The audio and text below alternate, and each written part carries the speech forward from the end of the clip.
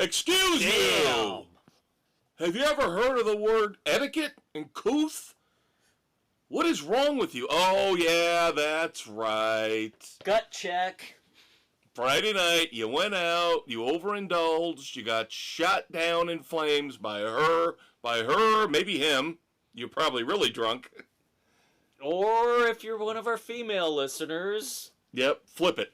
Flip it. Flip it. Flip the script. That's what he said. Flip it good. See, we can do that one too. Welcome to your favorite politically incorrect pop culture commentary podcast.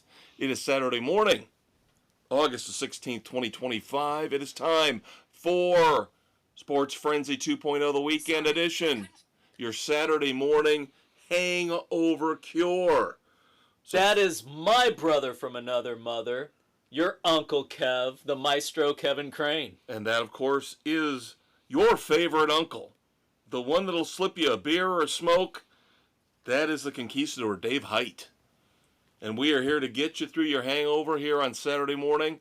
We're going to talk about the best in rock and roll, the best in TV and streaming, the best in movies.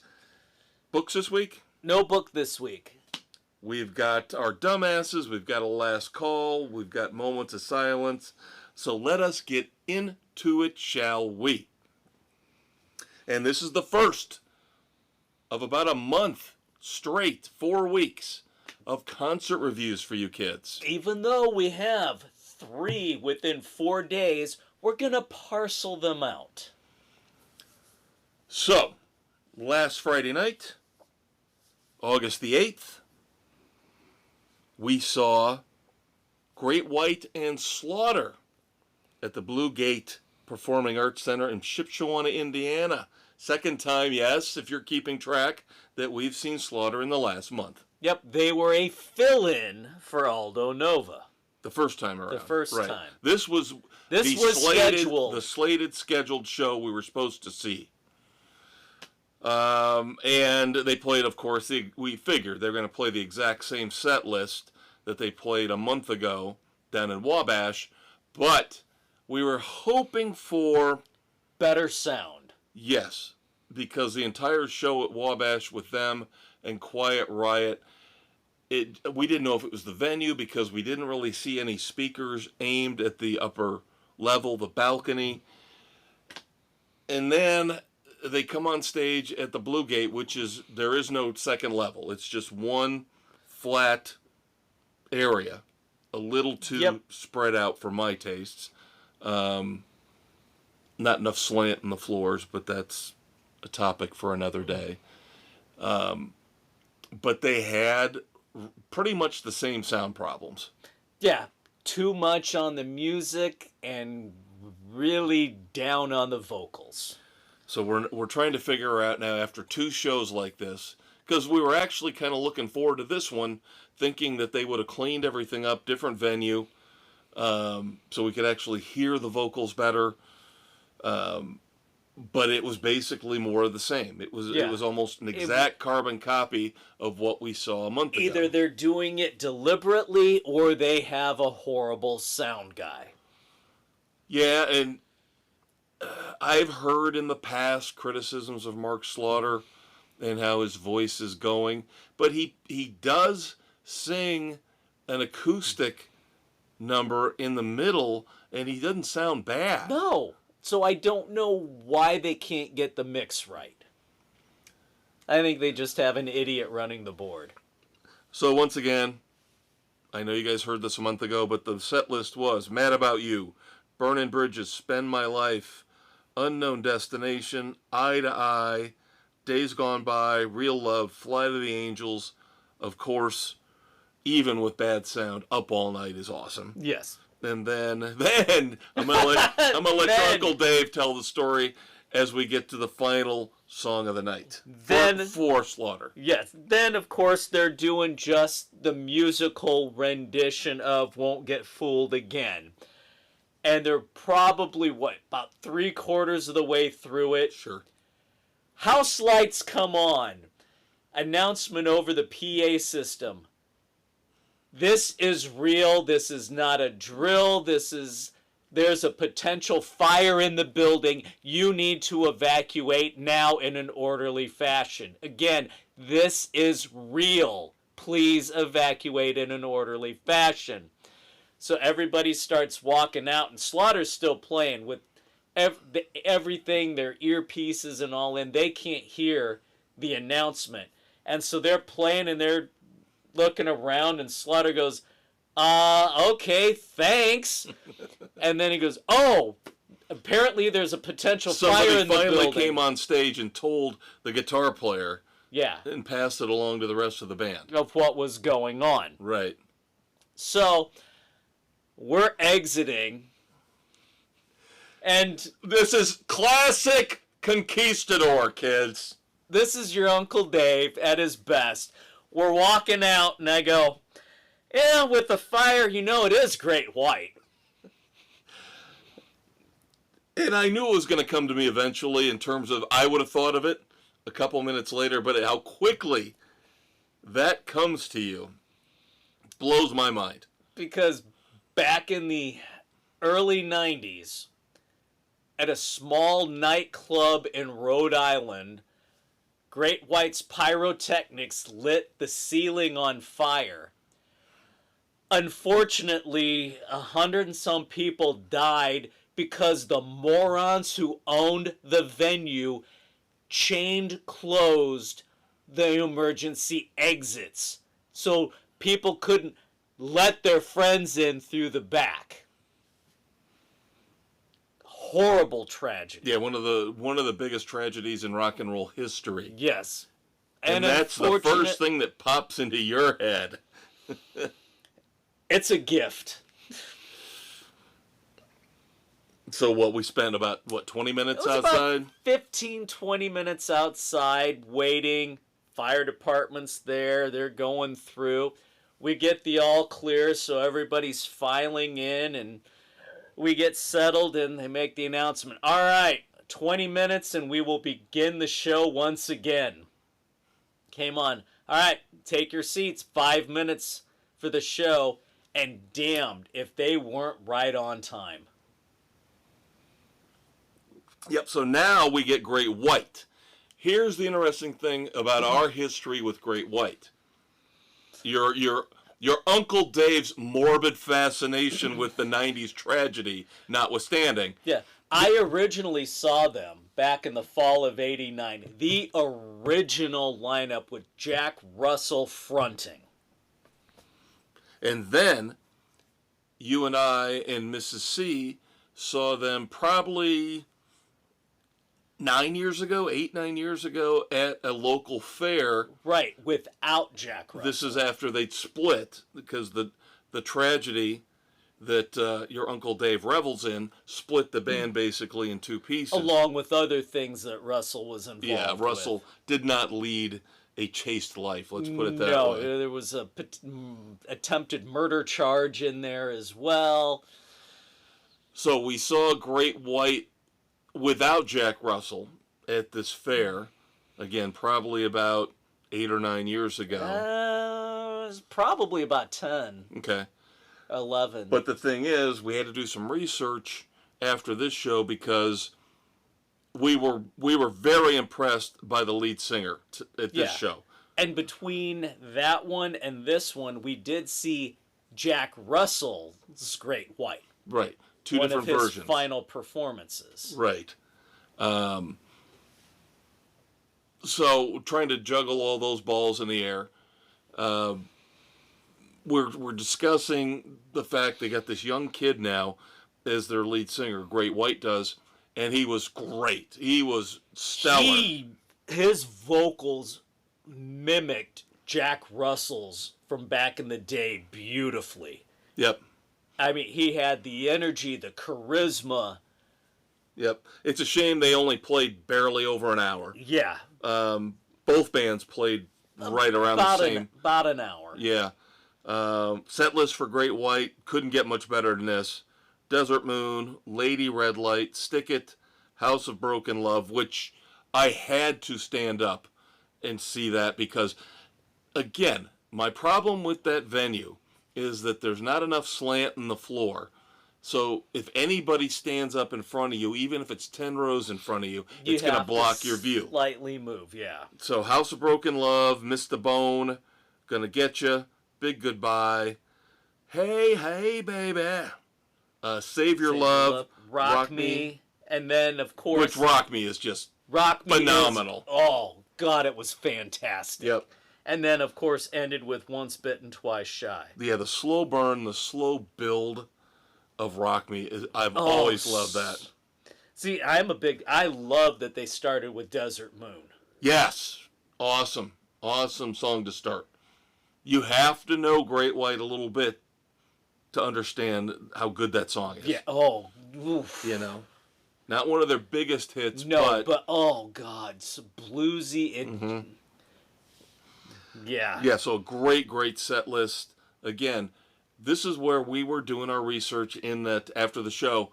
We didn't remember this kid singing for them. He wasn't back in the day. Right, so we had to look up and look at all the different lead singers. He's the fourth lead singer since the breakup. Right. And my God, his vocals are fan-freaking-tastic. And, again, this was kind of proof, because Great White sounded fantastic. Yes, musically and vocally. That there's something wrong with the Slaughter mix. Yeah. No, Great White had the perfect mix of the vocals and the instruments. Neither one outdid the other. So, kudos to them for that. Now, I can't remember what I gave Slaughter the first time around, but I'm probably going to be a little more harsh this time because, once bitten, twice shy, Dave. Once bitten, twice shy. That's right. So Great White gets a strong. I will even give him a weak 3.5 frenzies. For Slaughter? No, for Great White. Great White. The only criticism I have is I wanted more. Yes. I would have preferred another 15, 20 minutes. There were about 3 or 4 more songs that they left on the table. But you're right. I give Great White a solid 3.5. Right. And then Slaughter. I'm weak 2. I give 2. 2. Because the second time around, you screwed me the second time around. This was their chance. It's a 2 for It's Slaughter not a bad here. set list. There's one glaring omission, but you can't enjoy a concert when you can't understand the lead singer. You can't understand the words. Remember that, John? So, now, of course, the glaring omission would be the wildlife. I would have liked to have heard that. I figured, again, though, that the second time around, within a month, they were going to play the same set. But yeah, the sound mix definitely was not corrected, and that takes it down. Yeah, sorry.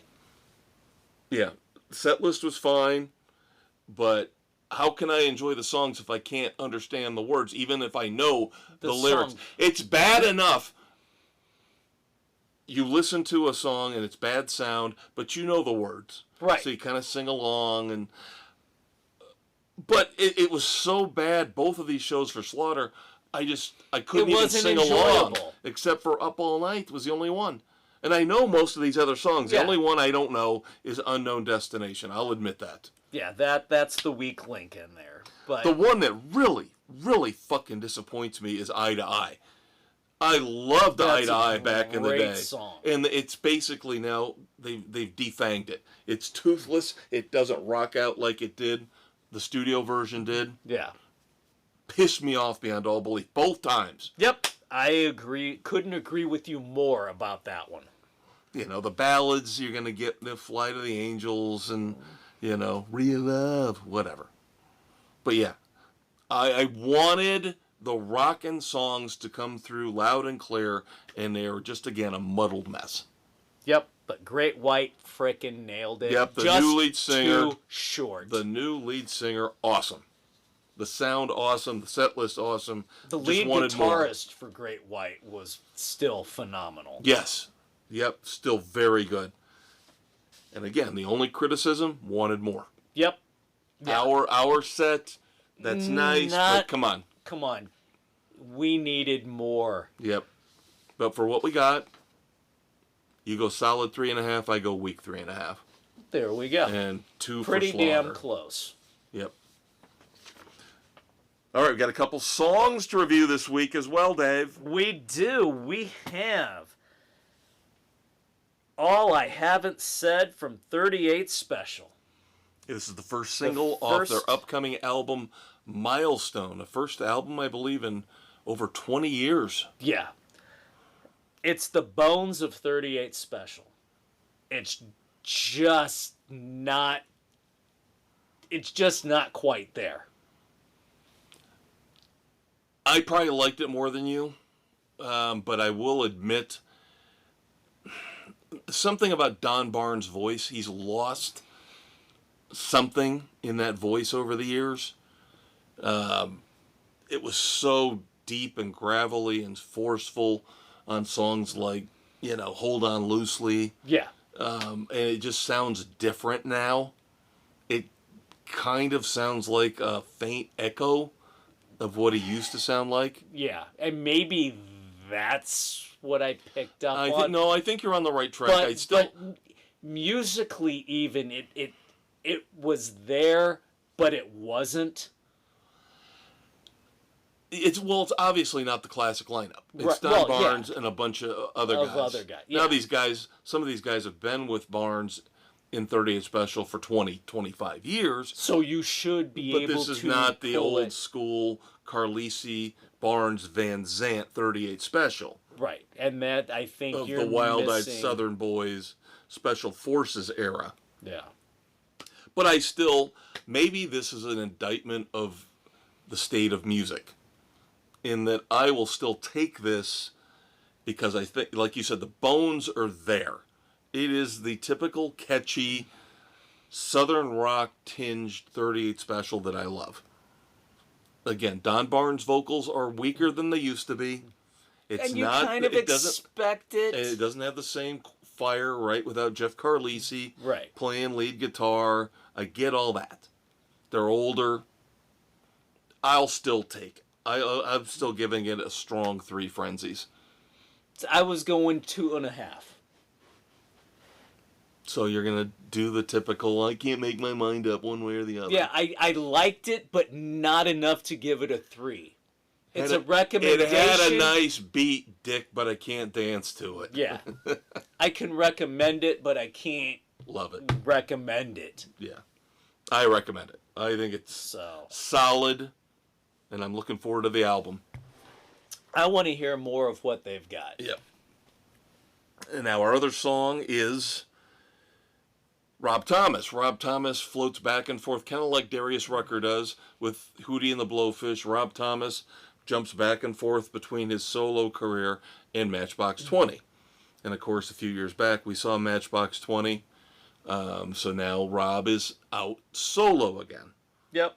And so now we have Hard to Be Happy. This is kind of his fun summer song type thing, Caribbean beat. Here's the thing. You look torn. You look torn. I am torn. I know the kids can't see you because we're just talking into a microphone. I'm struggling on how to review this. Well, let me tell you. Here's how I look at Rob Thomas in this song. First up, Rob Thomas solo.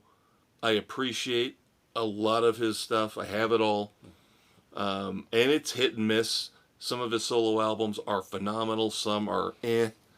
I always take 30 Special. I always take Matchbox 20 over.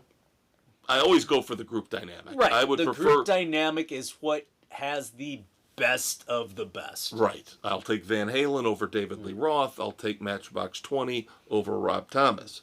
But that's not saying there isn't good stuff in there somewhere in the solo works. And the other thing, Rob Thomas, I admire the fact that now we used to have more of these type of artists back in the 70s and the 80s where we were getting albums from these bands and these performers every year. Every year, every other year. Bryan Adams and Jim Vallance come to mind, in that they could basically sit in a room for an hour, just throw them in a room, and they could write a hit song. Yeah. And that's Rob Thomas. He's the current version of that. Rob Thomas can just sit down, 5 minutes, give you a song. You know. Whereas you've got these other performers who, it's going to take me 5 years to come up with my next album. Now the song, Hard to Be Happy, I admire the juxtaposition of the jolly, happy music with the depressing lyric. Yes. Yeah. Have you watched the video? I did not see the actual video. I did the lyric video. Okay. Yeah, because the lyric video came out a week or two before the actual full-fledged production video. Okay, I haven't seen the full-fledged production. It basically builds on this, where everybody's, stock market crashing, and the newscaster is laughing and smiling and happy, and he's wandering through all these, you got exercise videos where she's screaming, "Everybody smile! Everybody smile!" And he's singing these lyrics about, sometimes it's hard to get up in the morning, sometimes it's hard to be happy. To an upbeat calypso. Yeah. So I do admire that part of it. It's the fun, upbeat music with the depressing, downer lyrics. That's why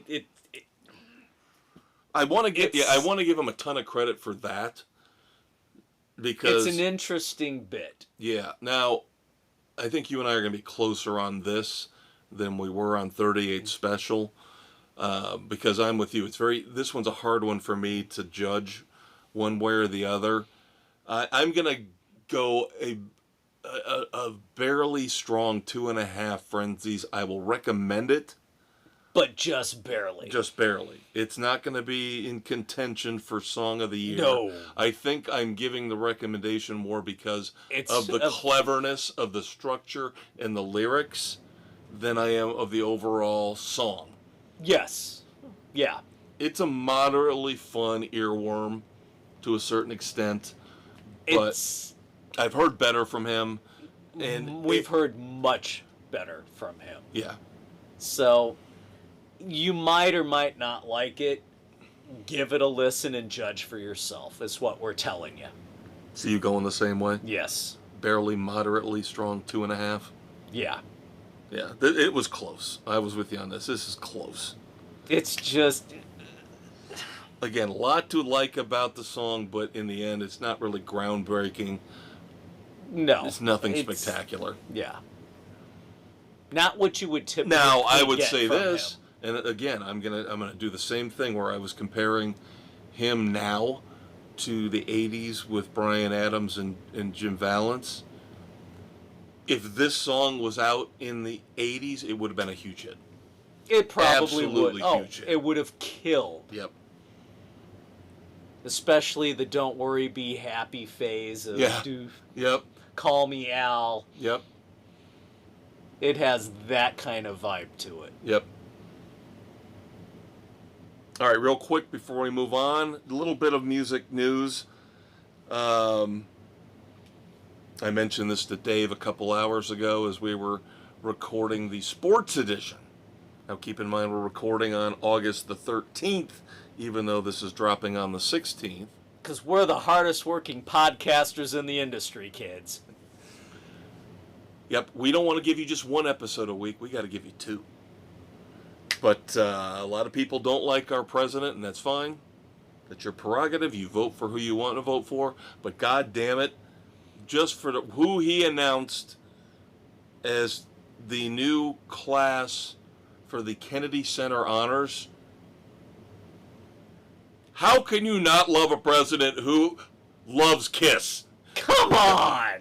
Kiss, yes, Kiss is going in as the Kennedy Center Honors this year, along with Sylvester Stallone and George Strait. And Gloria Gaynor. So, very eclectic, but very cool class. Very different Different from the crap you've gotten before. Yep.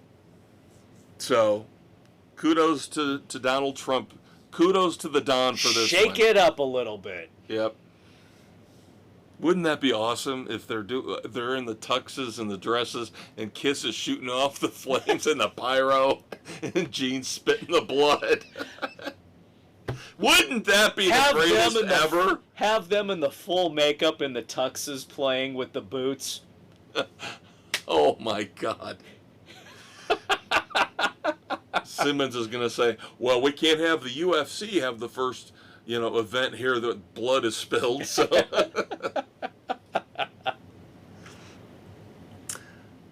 then, of course, Dave, we're gonna have to dig into the Sports Frenzy vault. We're gonna have to get about $3 million, I figure. That what we need to build the vault? No, that's what we need to bid on October the 24th at Sotheby's.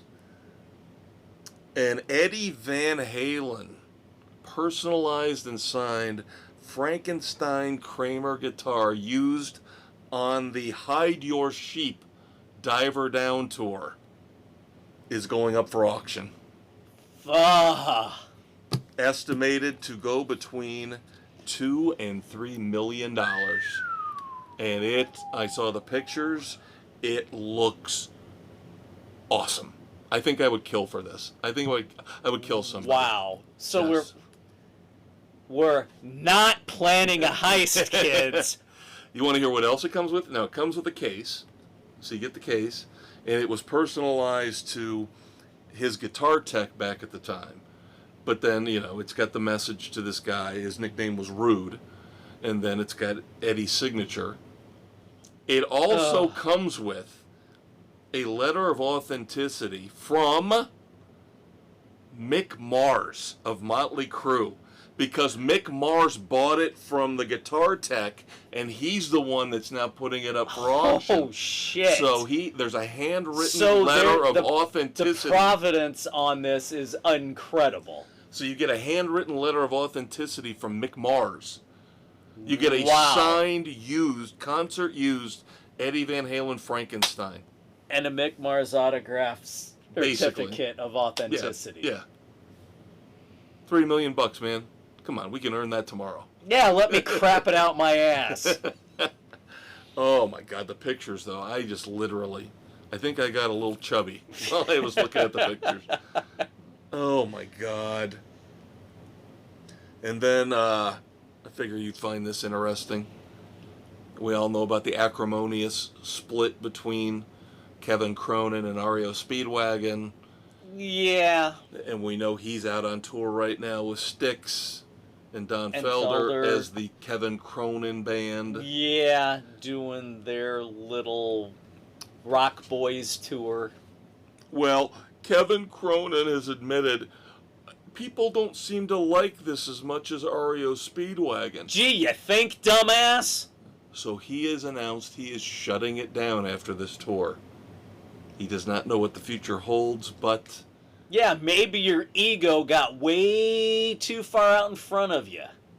Idiot. Yep. So, even though this is basically the band he's out with is REO Speedwagon as he constructed it, he's telling them, nope, after this, go your own way.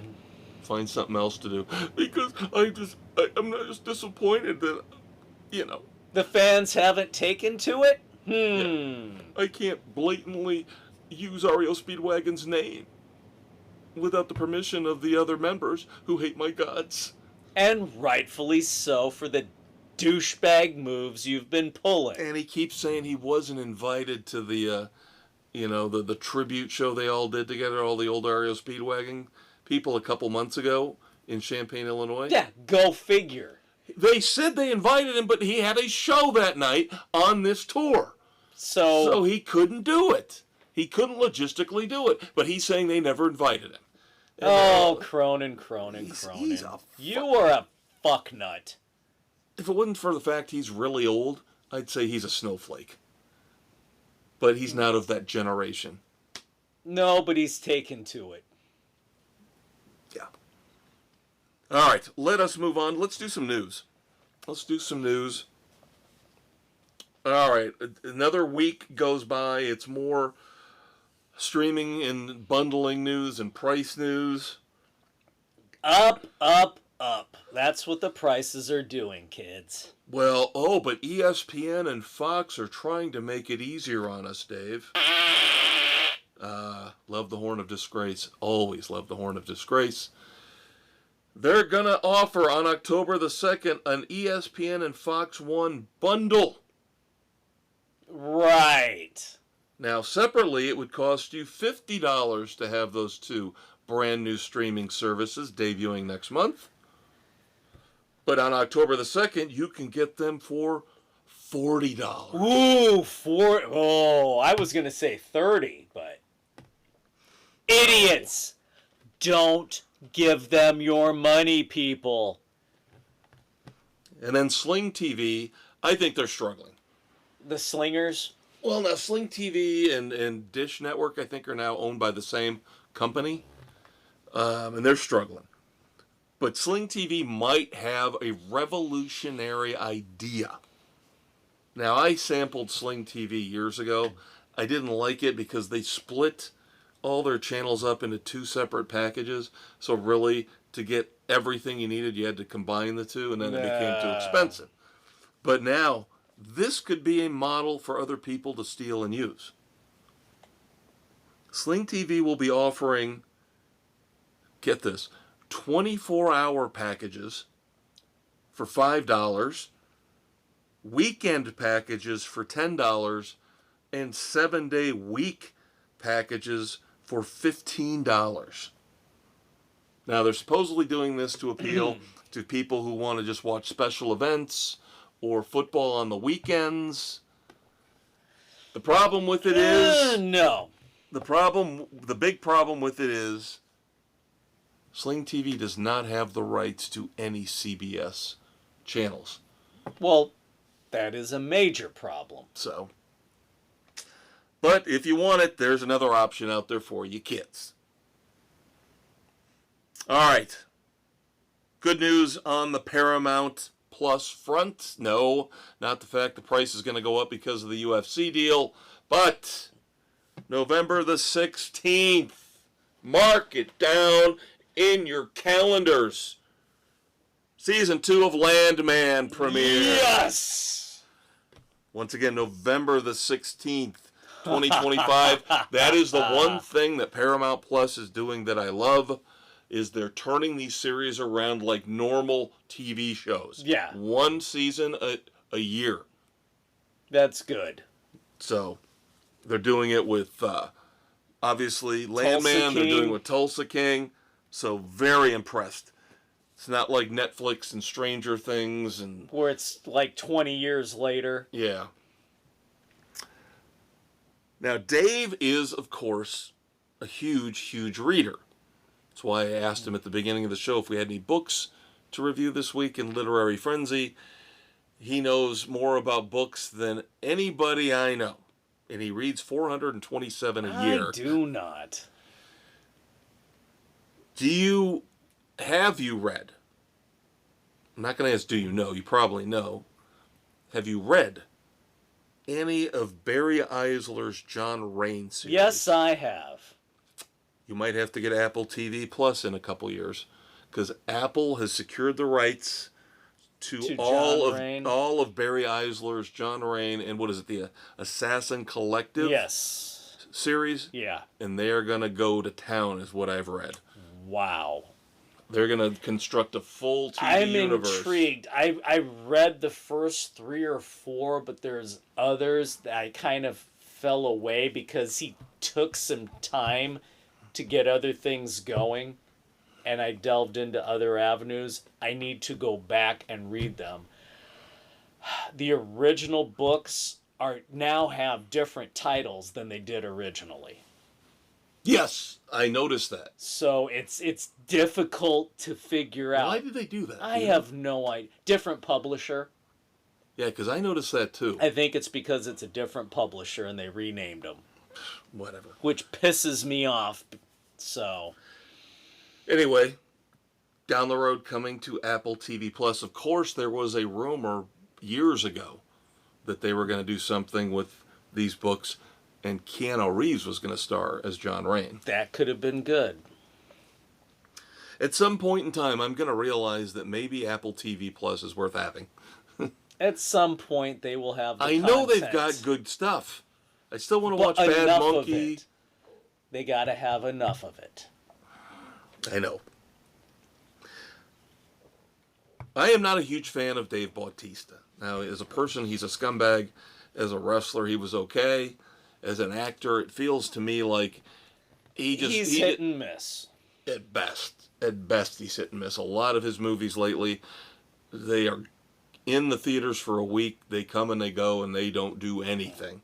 But somehow Hollywood still casts him. And now he has been cast, it looks like, in the new Highlander reboot. The Kurgan. Yep. Is he going to have to hit the gym and bulk back up? Now, in the original, wasn't that Clancy Brown? Yes, it was. Okay.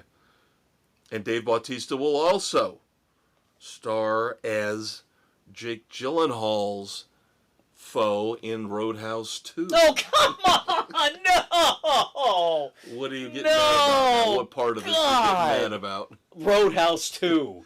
I thought you liked the first one. Not really. Okay. I couldn't remember. It was a bastardization. The only Roadhouse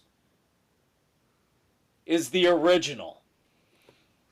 You're not going to get an argument from me on that. So, fuck Jake Gyllenhaal and this Roadhouse bullshit. Well, you heard that Guy Ritchie bailed. Guy Ritchie directed the first one, and he said, I'm out. I'm not going to do another one. Yeah, it was not good. Okay. I didn't know if you were mad at Batista. I'm mad that they're doing a Roadhouse 2. I'm not a Gyllenhaal fan. All right, we just talked about Barry Eisler coming in from the publishing world with his character John Rain. NBC Universal has won the bidding war. They will keep. I don't believe they're losing the rights. I think they're keeping them.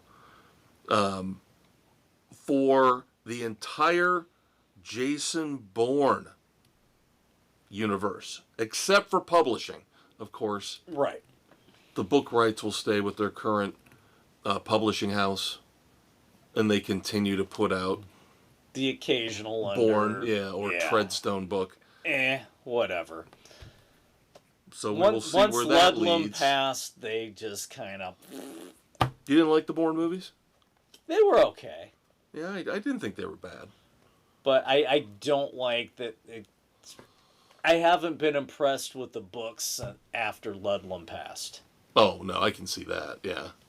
So normally you can find somebody who can keep a series at a high level, as we know. Yep. But this one, to me, it didn't work. Okay. And then I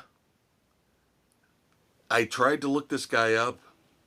Didn't see a lot that rang any bells. But a young actor named Noah Centineo looks like he is going to take over the iconic role of John Rambo as they do the prequel. You gotta start somewhere, I guess. Called, yes, John Rambo. And of course, it makes sense that they're going back in time, so you gotta find a younger. Have to. Gotta find a younger, yeah. So we'll see. We'll see if they do right by this or they botch it completely. And then a little pop culture moment of silence. AOL is discontinuing their dial-up internet service on September the 30th. I didn't know they still had dial-up service. It has been out there for 34 years. Now, email, you'll still get your email. They'll still keep their email service, but the dial-up internet service... Bum, bum, bum. Yeah, I don't miss those days. I don't miss those days at all. Not at all. No. Good grief. But it's one of those Pop Culture Touchstones, another one that's going away. But Does anybody still have their AOL CD-ROM to upload the software? I don't know if I have that, but I've kept a lot of old software buried away somewhere here in the vault at Sports Frenzy. I don't know if I can go back that far to the 90s. Yeah, probably not. You've got mail. Now they're keeping that, though. They're keeping You that. need to. It's iconic. All right, we're going to have to do a little kind of tiny bit of an adjustment here as we move on to TV and streaming. Your Uncle Dave and I, we're not on the same page on a show. So what we're going to do here... Nope, a lot going on at the household over the weekend. Mom took a tumble.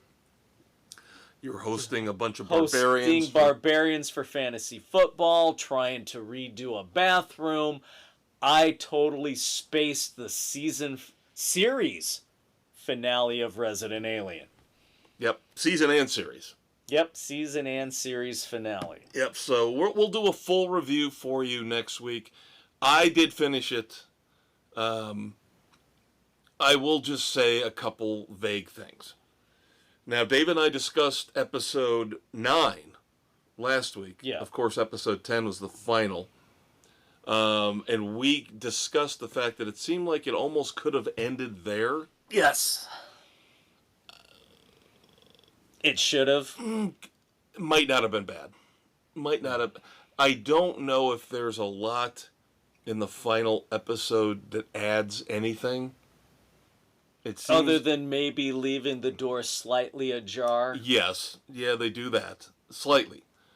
So it's not like a big gaping hole. It's not left or right. Yeah. It's... By the way, I did watch another episode of Terriers this week.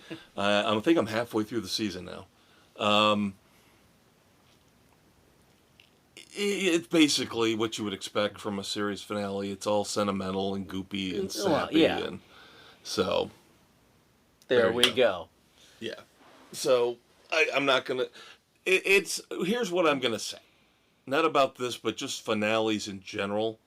It's got to be a bitch when you've had a series, stories going on for years and years, and you've got to find a way to wrap everything up into a nice little bow and not leave us with right or left. Yeah.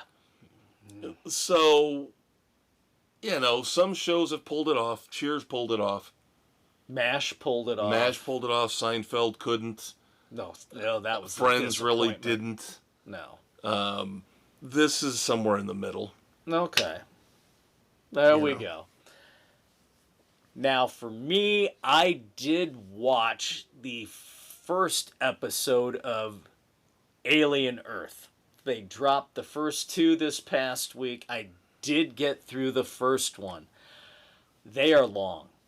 They're an hour and a half. Yeah, it's like when I saw that, that's why I could have jumped in last night because again we're taping Wednesday. They dropped and on Tuesday nights are when the new episodes are dropping. And I saw an hour and a half per episode. Did they record? No, they did both record on Tuesday night. Right, because they drop with 2 episodes to start. And I'm like, 3 hours already? An hour and a half an episode? They're like mini movies? Yeah. I need more time here. I'm not going to rush into this. So first one was good? Bad? First one, different? I enjoyed it. Timothy Oliphant is creepy as fuck. Oh, I've seen the pictures, yeah. Looking like Doc Brown. Yeah, he is, whoa. The synths, the cyborg, that whole run is very intriguing, how they're starting to pull those together. The first episode, you mentioned it earlier tonight as we were talking about the slow burn. Oh, yeah. Yeah, we're talking about movies that are considered classics. To stick with it because the pacing is very slow. Okay. For the build to this, I don't know how how episode 2 is going to go yet. But this morning, chatting with my youngest who watched it before I did, he's like, so what'd you think? I said, I liked it, but it was a little slow. There's some things that they could have tweaked to have moved it along a little better. It should be a really damn good show. I am very happy with how it's going, and I am intrigued to see how it's going to develop. Yes, and that one I will definitely catch up on. It's just, the problem is it's falling on Tuesday nights and we record on Wednesdays. It's so the quick turnaround. Yeah, I have the same problem with Countdown on Amazon Prime because those drop on Wednesdays. Yeah. So I could have watched episode 10 today, but I'm not a big fan of watching TV shows in the middle of the day. I feel like that's just counterproductive. Yeah, you might as well just stick a big L on my forehead. If you're watching TV shows at 2 in the afternoon, I already know I'm a lazy bum. I don't need to go down this road too. He's got the L for lazy, but he doesn't want to be labeled the loser. Right. So I do not want to watch actual serious movies and TV shows during the day, because then I've pretty much given up on life. So that is a rule. That is a Maestro rule. At that point, slap on the Depends and stick in the IV where all your nutrients. Yep. Let's go full Wally. Yep. Give me the year-long subscription to DoorDash, because I'm not going out of the house anymore. But I did watch last week's, so I'm through episode 9 on Countdown. And I'm looking forward to when you catch up on that. Maybe in a year.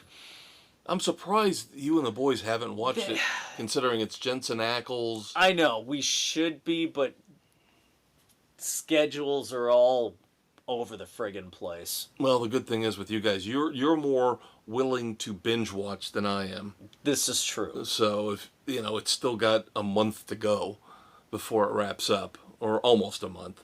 Yeah, we'll see what we can come up with. Yep. But Countdown is still solid. Not the greatest ever, but definitely decent. Reminds me of late 70s, early 80s network TV. There we go, when TV was good. Yep. Takes a lot to make me laugh, Dave. Takes a lot to make me laugh. If you can make me laugh, if you can make me laugh, then you are a very funny person. 2 disappointing shows.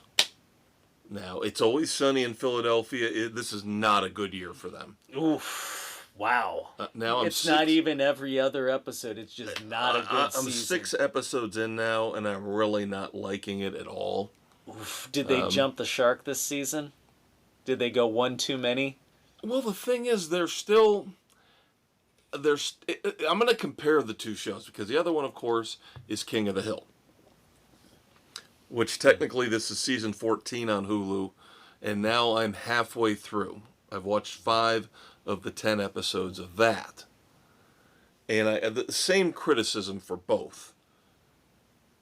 Both of them are still trying to do the same thing. Okay? It's not like they're doing something different. You have to evolve. But yeah, they're just not doing what they used to do well anymore. That's sad. The big problem, It's Always Sunny is still doing the subversive, gross, weird crap. And it's not as funny as it used to be. It's not as well written. It's not as sharp. It's not as, it used to be there used to be a little bit of social insight and sarcasm and commentary. So Mac needs to focus less on the sports stuff and get back to the show. And I never understood years ago when all of a sudden he turned gay. I was like, this is their way of saying, oh, we've got to check boxes, so we'll turn the guy who's married to his co-star, Caitlin Olsen, we'll make him gay in the show. It's just dumb.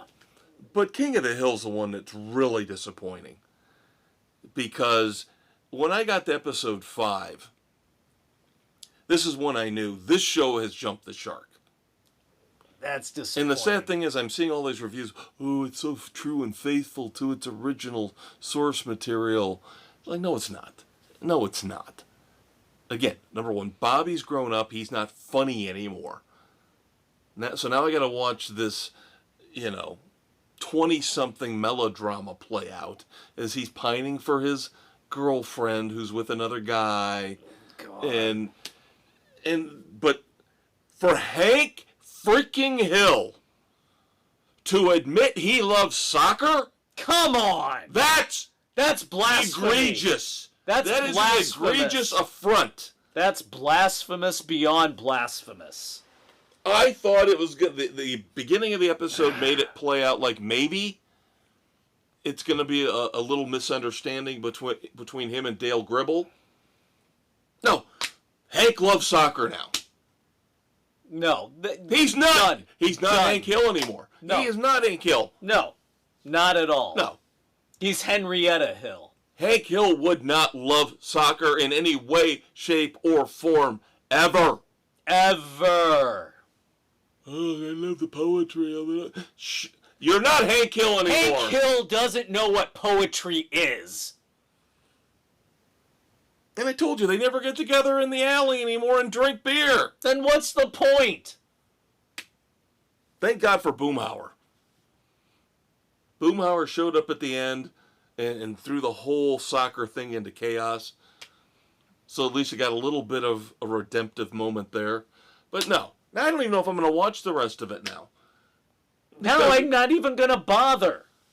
Why? Because you've changed Hank and you've changed Bobby. And the best part of the original run was when Bobby was young and he would say those silly, stupid things. That grated on Hank's nerves. There's something wrong with that boy. Damn it, Bobby, what are you doing? The greatest moments on the show. And now they're gone. Absolutely gone. It's gotten more serious. And the characters aren't who they used to be. Oh, but they've grown. Bullshit! They're animated fucking characters. They don't have to grow. They are who they were. They're there to amuse me. And now they no longer amuse me. Shut up and entertain me. And then, like you said, other shows I've got on the agenda. Alien Earth, obviously, which I will definitely catch up on. Maybe in 2 weeks, since we've got a lot going on this week. Yeah. Still got to watch season 3 of Squid Game. Amazing to me that I haven't seen a spoiler yet. Amazing. Is anybody watching it? It's supposedly destroying all these records on Netflix. I have not talked to anybody who's watching it. You're the only one I know who's watched. Season you and 2? Nick watched season 2. You're the only two that I've heard talk about it. And you can tell how enthusiastic I am for season 3 that I haven't even watched it yet. Yeah. This is... I said it back in the day. Why would you even try and do a season 2 of this? This would have been better just it's one and done. One and done. That's all it should have been. And then, of course, are we still debating Nautilus? I don't know. There's just so much other stuff. I think that's it. It's getting dropped so far down the list that I don't know that I'm ever going back. Yeah. Then I personally have got to get going on Star Trek Strange New World. I do this every season with this show. I look forward to it. It is awesome, and I just, for some reason, never watch it. It might be because you don't watch it, and you kind of push me to watch some of this stuff. And if you're not watching it, and I'm not expecting you to, obviously, but if you're not watching it, then I kind of put it on the back burner. Don't! And you haven't watched any of the Bosch. That didn't stop me from watching Right, it. there's a good example. I'm watching Ballard. Right, and I'm not watching slowly, Ballard. But... Yeah, I'm not watching Ballard. Yeah. So, yeah, it's on me. It's on me. Got to get into Star Trek Strange New Worlds, a new season. But, and then we got Peacemaker coming up. Yep. Season 2 pretty soon. It better be much better than the previews. The previews are looking a little lackluster. Yes. So we will see where Peacemaker takes us. That's another show we'll have coming up here very, very soon on your weekend edition.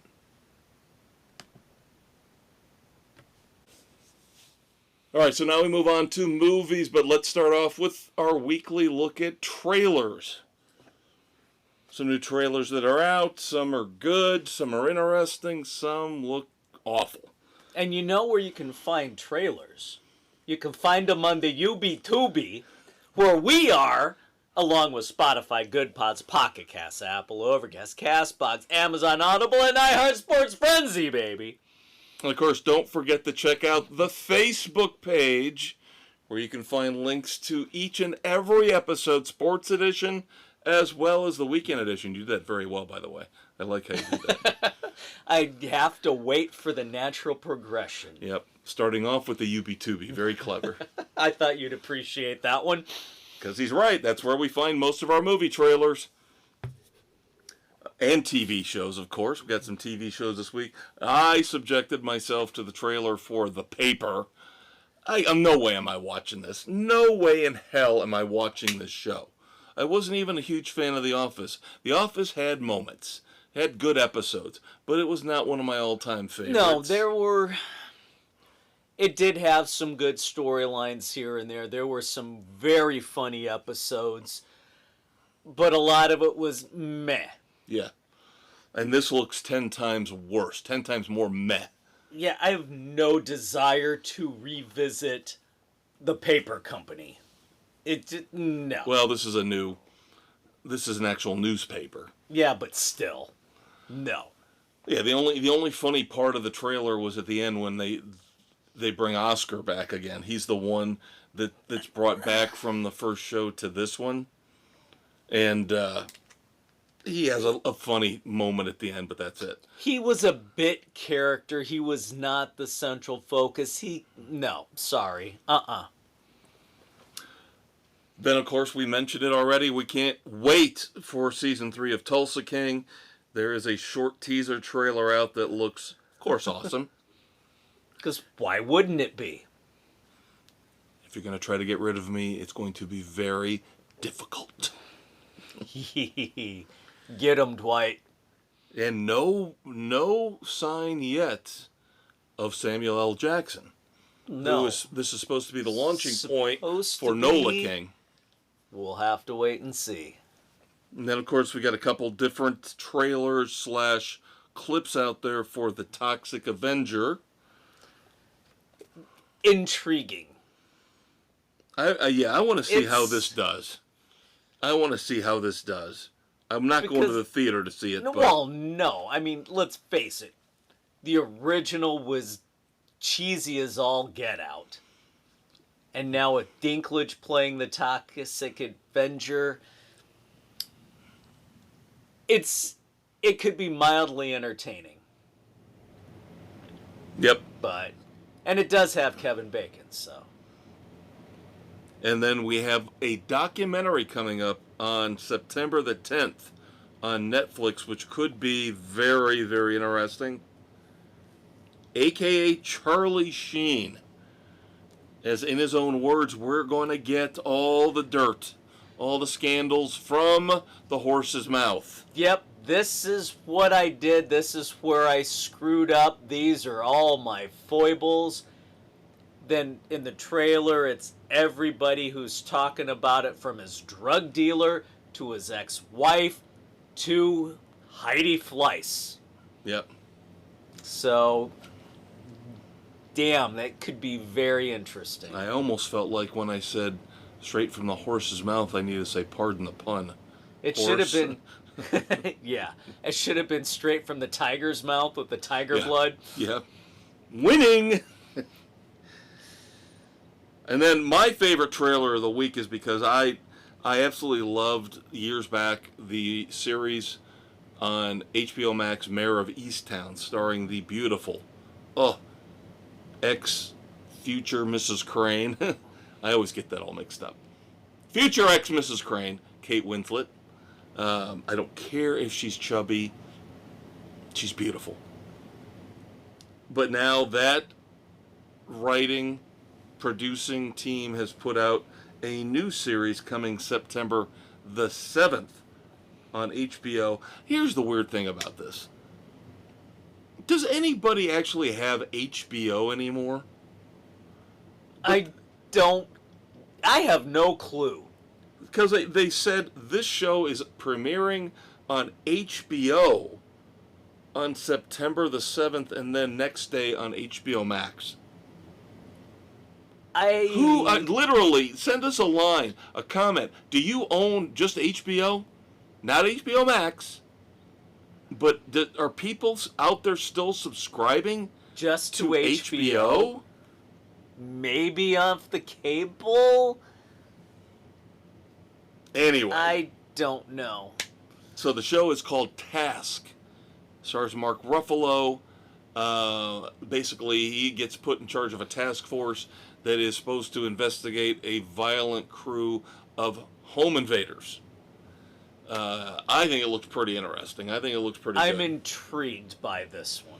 And you pointed out a very interesting observation that Ruffalo, as the cop, is a bad father. Has a poor relationship with his kids.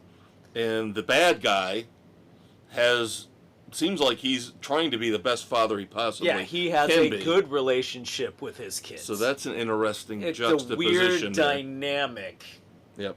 Who's the good guy? Who's the bad guy? What constitutes what? Yep. So that's probably one I'll watch.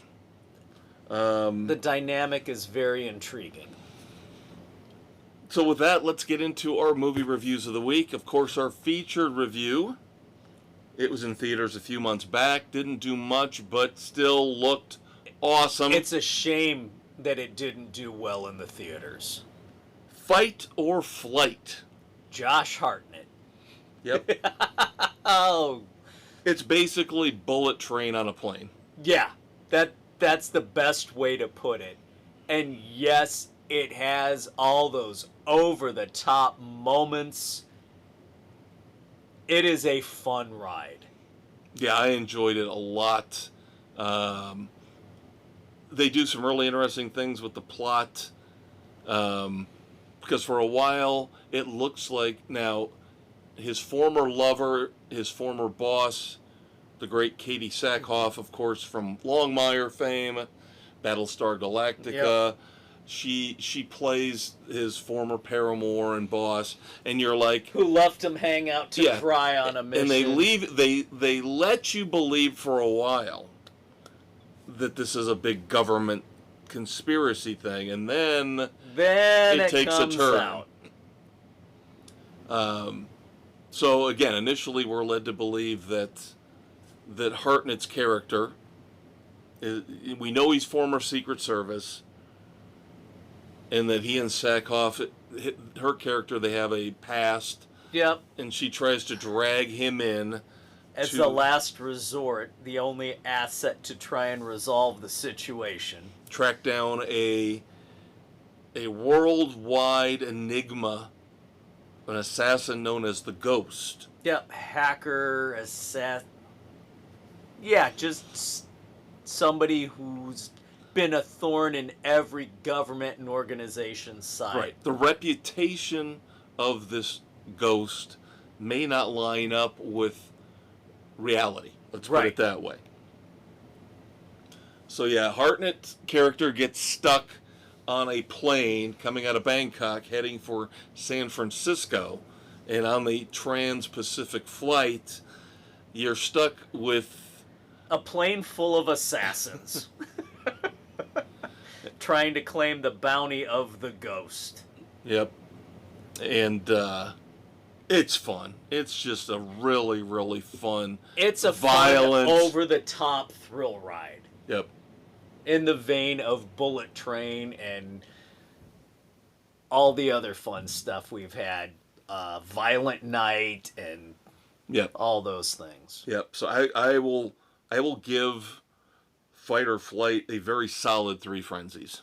Yes, absolutely. Have to take off a little bit for basically being a ripoff of Bullet Train, and the assassins aren't as colorful and well drawn out as they were in Bullet Train. Right. There's a couple that are really cool, and others are just kind of, there's things they could have done better with it.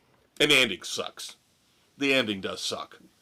Yeah, it's not the strongest of endings. Yeah. But otherwise, really enjoyed it. Yes. And Josh Hartnett does not get enough credit for being a really good actor when it comes to this kind of cheeseball stuff where he's asked to play a borderline sociopath. He is really going back good. to Trap and now this, does a great job. Yeah. No, great job. He is solid. I have a greater appreciation for him after his last 3 movies. So, Yep. yeah, he needs to get more work.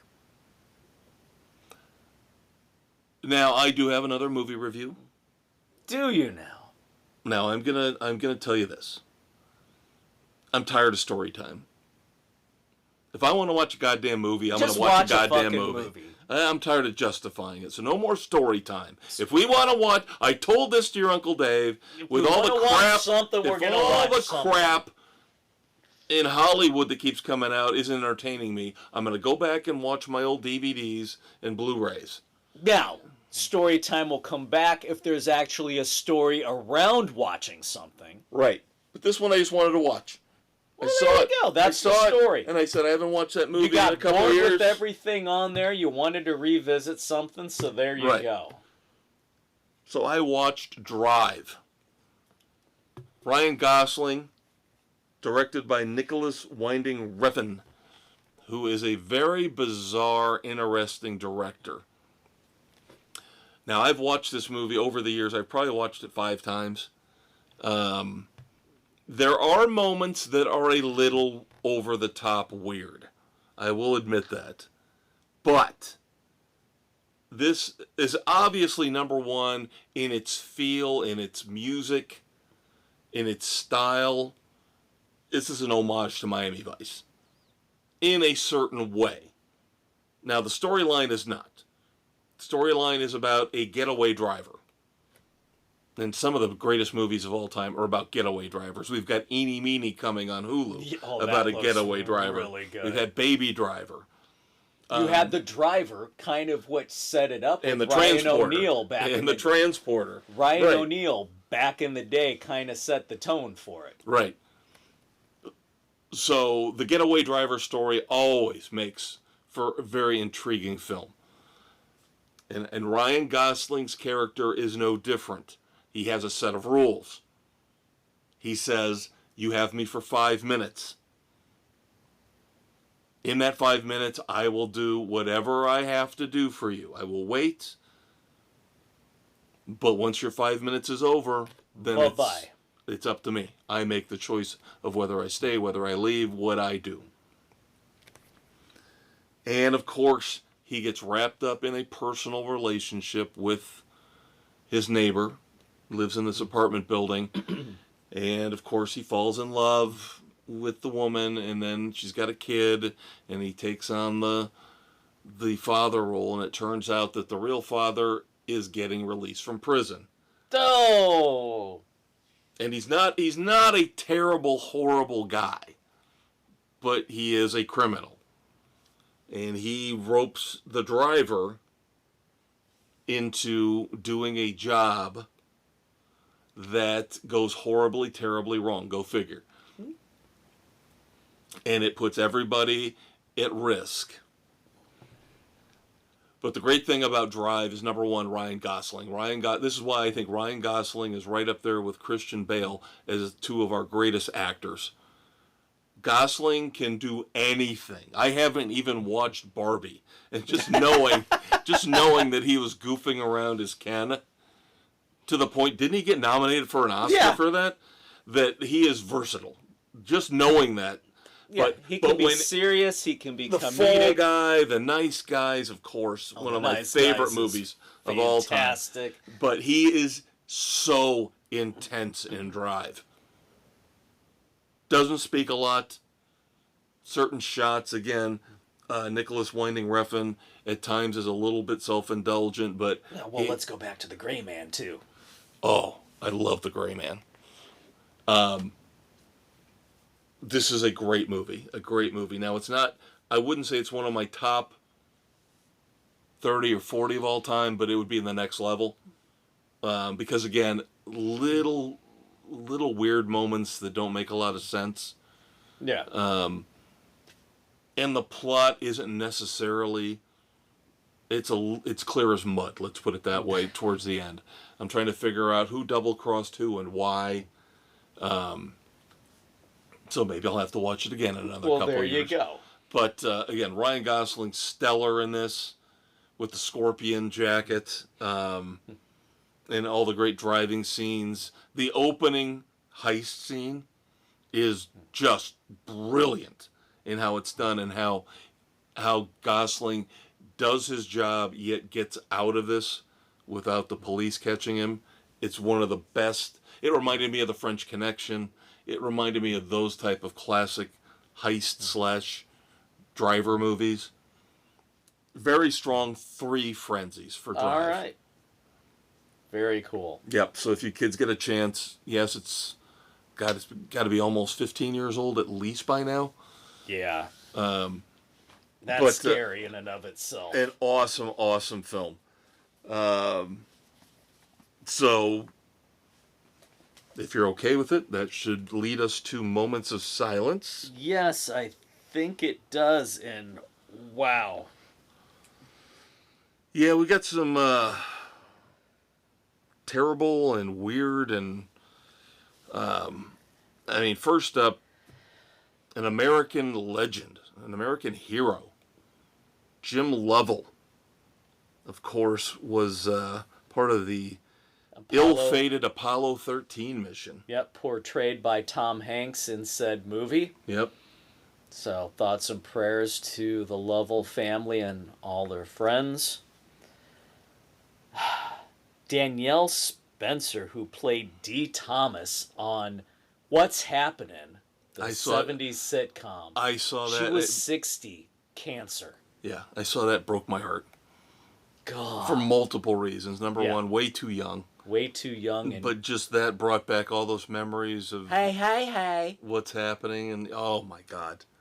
And again, this is another example. Raj, Dwayne, rerun. This is another example of how things were better back then. And it wasn't racist, as everybody wants to say. We were watching shows about black people. Black people were watching shows about white people. And we didn't care, and we didn't think they were different. No. Again, that's the media has split us apart ever since the early 90s. I mean, my God. Loved Bill Cosby and the Cosby Kids.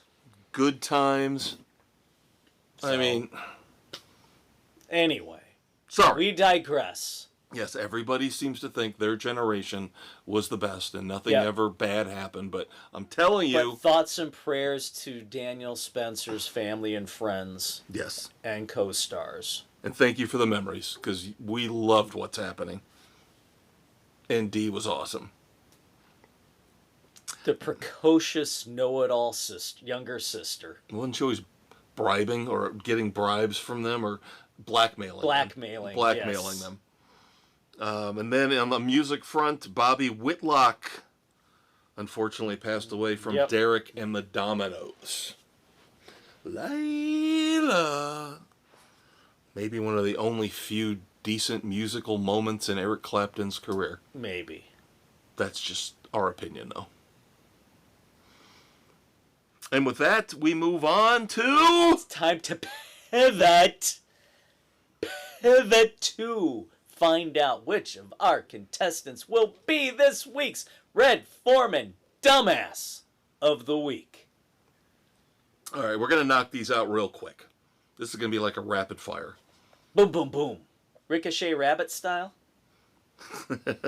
See, another great memory. Ricochet Rabbit. All right, let's start off with York College, which is part of the City University of New York. Their social work program, I believe the master's program, put out a social media post and a notice to everybody at the school that from now on you will no longer be able to use the word field in any literature involving the school. Why, you may ask? because the word field could traumatize the black students. Sure. Because again, these students worked in the cotton fields just a few years ago, Dave. So does that mean black athletes can no longer take the field to play a game? I think that is just beyond stupid. Yes, it is. How about in Illinois? A new law taking effect starting in the 27-28 school year required annual mental health screenings for every student in Illinois from grades 3 through 12. That is going to open up a lot of cans of worms. No. That, lots of issues with that. Supposedly there's going to be a way for parents to opt out, but... That's overstepping the bounds. Yeah, and then a big criticism I saw was that, okay, so if I let my kid get evaluated and they say there's something wrong, who's paying the bills when I have to put him into therapy? Yeah. The frickin' liberals want to say that Donald Trump is getting the authoritarian type of government. Liberal Pritzker is overstepping his authoritarian bounds with this crap. Absolutely. Couldn't said it better myself. Oh, and speaking of which, liberal fucktards, Jimmy Kimmel. Every week, something new with Jimmy Kimmel. Jimmy Kimmel's the latest pussy to say, I'm gonna get citizenship somewhere else because I don't like the U.S. anymore. He got his Italian citizenship. Yes. Then fucking move there, douchebag. That's always been my criticism of any of these people. If you don't like it, get the fuck out and shut the hell up. And you know what the liberal fucktards say? No, we're gonna change things and make it our way. That's not... You don't get to do that. If you don't like it, you move. Go somewhere you like more. That's not that hard of a concept to figure out. You don't get to say... If you're that fucking miserable, get the fuck out. You don't come into my house and say, I don't like your decor. I'm going to change it. No. That's a surefire way to get your ass kicked. Get the fuck out. Go to somebody else's house that you like better. But get the fuck out of mine. Very simple concept. You know what's a hard concept to figure out? Shifting gears. Something a little more fun. A recent post on X in a Starbucks featured a man, and I use that term loosely, eating a banana with a spoon. The only time you eat a banana with a spoon is if it's part of a fucking banana split. No, he clipped this woman sitting down from him, was filming this whole thing covertly. He clipped the top of the banana off and took like one of those spoons, like a parfait spoon, with a long handle, and he was digging into the top and going down through. Oh my! Without doing anything else with the skin, without peeling the skin. The only way you eat a banana with a spoon is if it's a banana split. You kids will have to look this video up. Ugh. Again, look up Starbucks eating a banana with a spoon. Damn it, now I want a banana split. Tra-la-la, la-la-la-la. Tra-la-la. Hey, time for another liberal fucktard. Rosie O'Donnell. Of course, she's over in Ireland right now. She's another one like Jimmy Kimmel, who wants the benefits of America without living in America. Just go away. So, of course, everybody's still up in arms about Stephen Colbert. How could you cancel Stephen Colbert? It's Donald Trump. He's trying to take over everything. No, how about Colbert is not funny? Well, how about this? Rosie O'Donnell now says that she is scared for The View because they're going to be the next ones that Trump is going to cancel. And you know why she's worried about losing The View, Dave? She still has money rights coming in from it. Oh, I thought you were going to say something about like romantic relationships with some of the cast. Well, I wasn't going to go quite there. No, that was next. no, because this is a direct quote. Speaking about The View, keep this in mind.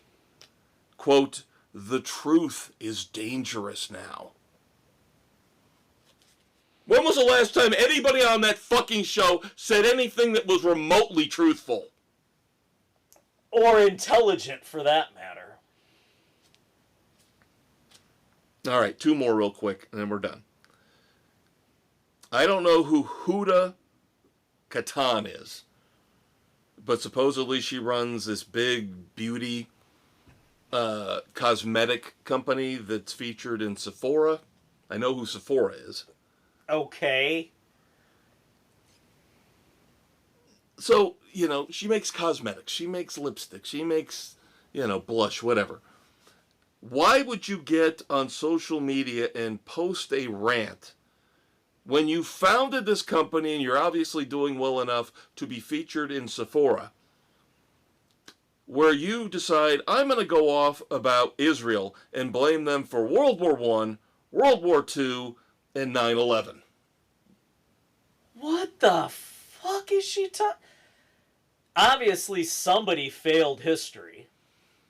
Yeah, this was on TikTok, by the way. This was a TikTok video. Fucking idiot. And now people, of course, rightfully so, are telling Sephora, maybe you need to pull her cosmetics line. Yeah. She's a fucking idiot.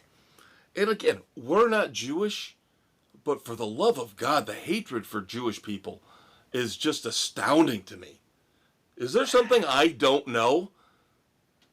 Because, man alive, it's just amazing to me. And then finally, back to snowflakes. Dave and I have obviously love rock and roll. We love music, have for decades and decades and decades. And what do we always say, Dave? We want more music. We want what we had back in the 80s, where we were getting an album. Give me a new album every other year at the least. Right. Back when these performers were creative and they worked hard. And yes, I know it wore on them, the whole touring, recording cycle. But they also made a boat ton of money. Now some of on them the road. Well, back then they actually did make money on their record sales. To some extent. Depending on the deal they signed. True. But anyway, so now we fast forward to present day. And by the way, I did hear this morning that Taylor Swift has a new album coming out. She's one of the few who's actually of the modern pop stars that actually does put out new music on fairly a regularly. Basis, yes. So I give her credit for that. I am not giving any credit to this new idiot who's supposedly the next hot thing, Chappell Roan. I guess she had this big hit album a year or two ago, 3 years ago, whatever. But she's a perfect example of what's wrong with younger people today. Yeah, get off my lawn. She said it, yeah, and the first part I get, because if you talk about any band, Van Halen, go back in time to any band from the 70s or the 80s, they had a back catalog of songs they wrote for years before they got their recording deal. Right. So yeah, their first album was probably 3, 4, 5 years worth of material, right? Right. So that's what she said about her first album. She says, yeah, it took me about 5 years to write my first album. Now she says, but it's going to take me at least another 5 years to write my second album. We're not talking about her 13th or 14th album. We're talking about her second album. It's going to take her 5 years to write. 5 years to write 12, 13 songs? That's fucking pathetic. She's not creative, in my opinion. She is not creative. Then. No. She's a poser. Creative people create. Authors write books every year. Yep. They usually have 2 or 3 story ideas going at any given time. Actors act. They will take jobs just to keep busy, just to keep working. Ask Nicolas Cage. Even ask the dirtbag Robert De Niro. They keep working because it's their job. It's what they do. It's what their supposed passion is. What's our mantra? Shut up and entertain me. We should put that on a shirt too. Just like fuck the Yankees. All right, Dave, so there you go. Chappell Roan, 5 years to make her second album. The founder of Huda Beauty, blaming the Israel and the Jews for everything. Rosie O'Donnell, daring to say the View speaks the truth about anything. York College in New York removing Field from their literature. The new Illinois law requiring annual mental health screenings for 3 through 12. The guy who ate a banana with a spoon in Starbucks. Jesus. Or Jimmy Kimmel joining the latest list of snowflake liberal celebrities to get foreign citizenship because of how bad America is.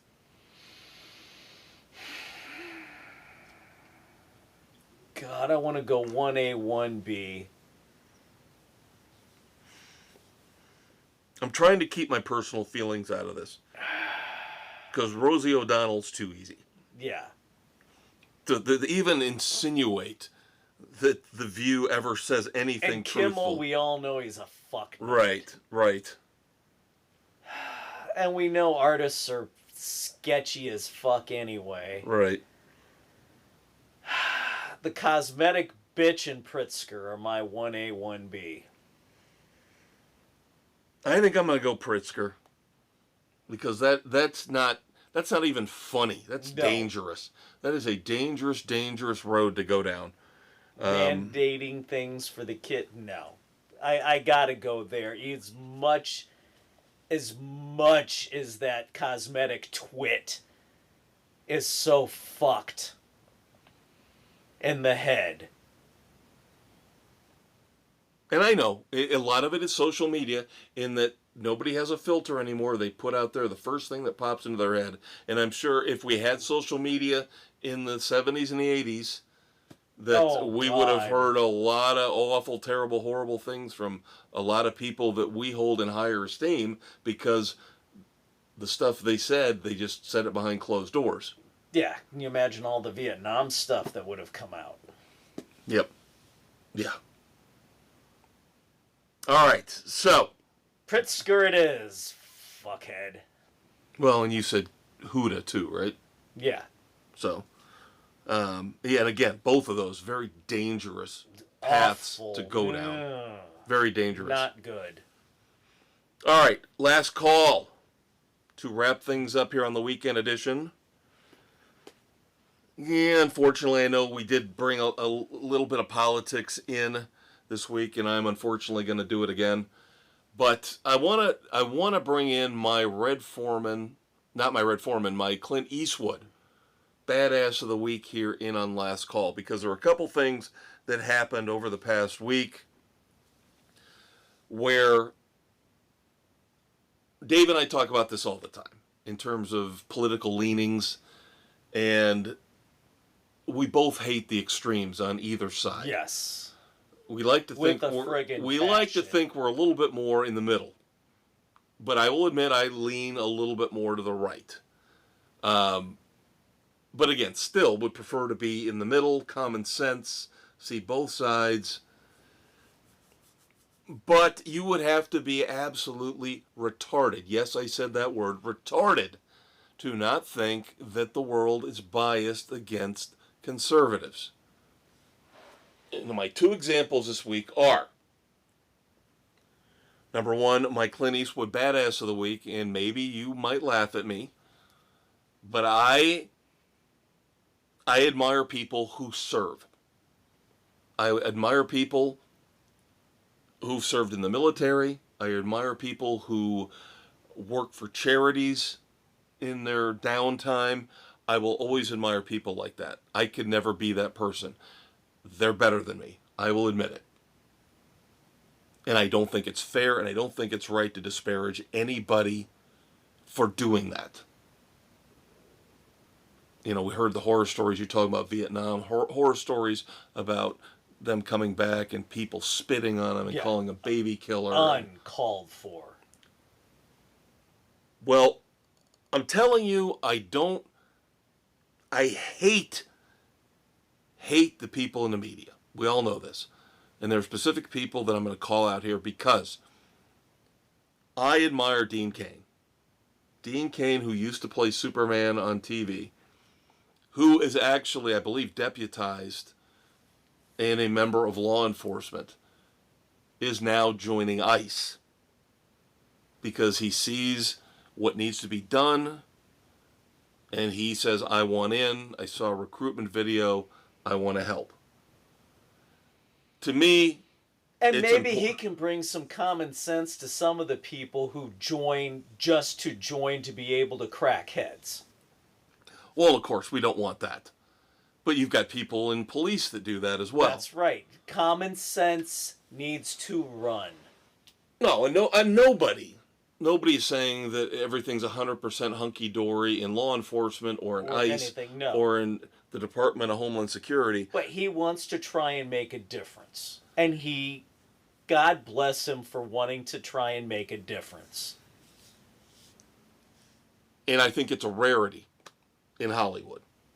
And again, he is conservative, so of course he's getting hammered by all these fucktard liberal wussbags who I'm challenging, yes, to Thunderdome. How about if you want to see something, how about you join ICE and try and make a difference by serving instead of sitting behind your fucking desk or computer screen and spouting off?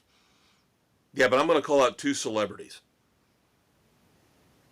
And I hate both of them with a passion because one would never serve in ICE because he, of course, is of Hispanic descent. And that is John Leguizamo. Who's got a chip on his shoulder for some reason. Yeah, and that's fine. Thunderdome, buddy, you and me. You set the date and time, I'll go. I hate your guts. You do have a chip, like Dave said. I don't know where it came from, but you've gone way too far now for way too long with this talk. Shut your ass. If you can't figure out how to solve the problem, and the problem is not open borders, that's not the solution, is not just to let every Hispanic, Mexican, Venezuelan person in. So until you come up with a better idea, don't fucking make fun of Dean Cain. Say his pronouns are has and been. When was the last time you were fucking in anything good, Leguizamo? And then, of course, that gay asshole on HBO Max, John Oliver, another talking head who is not funny at all. No. Doing the same thing, ripping into Dean Cain, he's a has-been, he's nobody anymore. Dean Cain's done more, or tried to do more to help people than either of you fucktards combined ever have. So I don't want to hear it. Both of you, Thunderdome, your choice, when and where, I'm in. Because I hate both of your fucking guts with a passion. Because you're pussies. And the other big news this week, and she's pretty. She's very pretty. She can kick my ass, I'll tell you that. And that would be one Gina Carano. Gina Carano won. Good for her. She won. She got Disney to settle. Because if you remember, they fired her from The Mandalorian because no conservative viewpoints allowed on this set. Yeah. So they canned her. She sued, backed by Elon Musk, by the way. And now all of a sudden, Disney says, oh, we'd be more than happy to have you back. We'll write you into all these Star Wars shows we got going on. Uh-huh. So sometimes the liberal fucktards lose, kids. And that's where we have to hold on to our faith and our hope that we can get things back to the middle. Don't let the bullies push you around. Well, Gina can push me around. Hopefully in the bedroom. Push you down. Another future ex Mrs. Crane. She can give me a black eye anytime, man. Oh, sorry, she crossed her leg again. Oh, ooh. Yeah, that might snap little Kev right off. But the lesson here for last call, kids, like your Uncle Dave again said it perfectly. Don't let the bullies win. Don't let the bullies, doesn't matter what side of the political fence they're on, but usually it's the fucking libtards. Don't let the bullies win. Push back, fight back. We'll get things in the middle again. We'll get back to common sense, where we can all be equal and we can all live in harmony. I'm scared to death we're never going to get there, but we've got to try. Get rid of the extremes. And that'll do it for the weekend edition, kids. That's your Uncle Dave, the Conquistador Dave Height. That's your Uncle Kev, the Maestro Kevin Crane. We hope you enjoyed listening as much as we enjoyed bringing it to you. We'll do it all again in 7 days for the weekend edition. Of course, if you like sports, check out the sports edition that drops every Thursday morning. Same places where you can find the weekend edition. Whichever one you want to listen to, hopefully both. We'll do it all again next week. But until that time, say goodnight to the kids, Dave. Good night to the kids, Dave.